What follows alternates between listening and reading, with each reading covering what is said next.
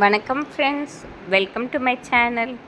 பொதுவாக நாம் தினசரி பூஜை அறையில் தெய்வ வழிபாடு செய்து முடித்தவுடன் திருநீறு குங்குமம் கண்டிப்பாக தரிப்பது உண்டு.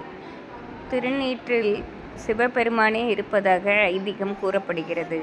குங்குமத்தில் மகாலட்சுமி நிறைந்திருப்பதாகவும் கூறப்படுகிறது.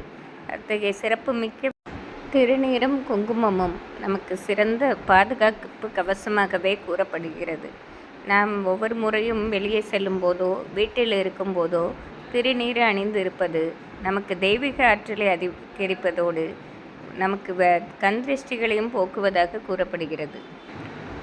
சிறப்பு வாய்ந்த திருநீற்றையும் குங்குமத்தையும் கோவில்களில் கொடுத்தாலும் நாம் மிகவும் பக்தியுடனும் மரியாதையுடனும் அதை பெற்றுக்கொள்ள வேண்டும். அப்படி பெற்ற திருநீற்றையும் குங்குமத்தையும் நாம் தனியாக ஒரு காகிதத்தில் வைத்து கொண்டே வீட்டில் சென்று பூஜை அறையில் வைக்க வேண்டும். நாம் கடையில் விபூதி குங்குமம் வாங்கினாலும் நாம் அதை வீட்டில் வந்து ஒரு டப்பாவில் தட்டி வைத்து கொண்டு அதில் சிறிதளவு வாசனை ஜவ்வாதை கலந்து கொண்டு அதை தினசரி நாம் உபயோகப்படுத்துவது நமக்கு மிகுந்த ஏற்றத்தை தரும். நாம் பூஜை அறையில் குளித்து முடித்தவுடன் முதலில் இட்டுக்கொள்வது திருநீரும் குங்குமமுமே ஆகும். இவ்வளவு சிறப்பு வாய்ந்த திருநீற்றையும் குங்குமத்தையும் நாம் தெய்வீக பிரசாதமாக எண்ணிக்கொள்ள வேண்டும். மற்ற பூக்கள் பழங்கள் ஆகியவை அடுத்தவைதான். நமக்கு முக்கியமான பிரசாதமே திருநீரும் குங்குமமும்.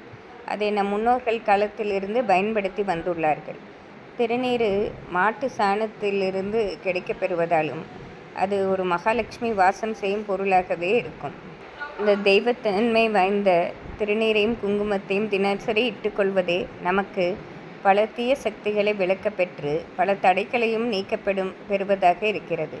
அதை பயன்படுத்தி நாம் மிகுந்த நன்மை அடைவோம். நன்றி, வணக்கம்.